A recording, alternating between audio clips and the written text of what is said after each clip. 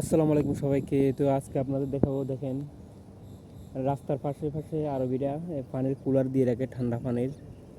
এই যে দেখেন, তো এখান থেকে অনেক মানুষ যাওয়া আসার সময় যে বেশি গরম লাগলে এখান থেকে ঠান্ডা পানি খাওয়ার ব্যবস্থা আছে। এই যে দেখেন কুলার, উপরে টাঙ্কি দিয়ে আছে। এটা হচ্ছে ঠান্ডা পানিগুলো, পানিগুলো কিন্তু অনেক ঠান্ডা। দেখুন, অনেক ঠান্ডা পানি। এখানে আবার জগও দেওয়া আছে পানি খাওয়ার জন্য।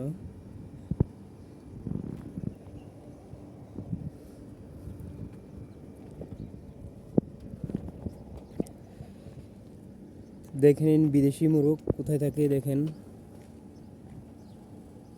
এই যে বিদেশি মুরগি।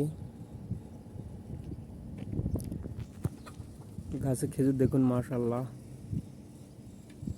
অনেক খেজুর এক এক গাছে। ওই গাছের খেজুরগুলা পেকে গেছে যত সম্ভব।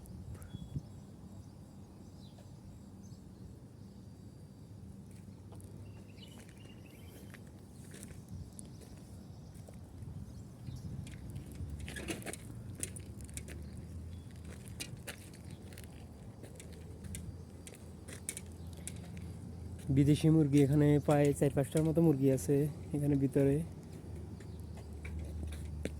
আসলে এই গরমের ভিতরে মুরগিগুলো কেমনে থাকে, অভ্যাস হয়ে গেছে।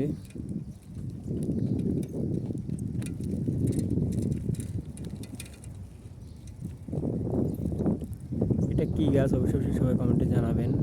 এটা বড়ই গাছ হবে যত সম্ভব।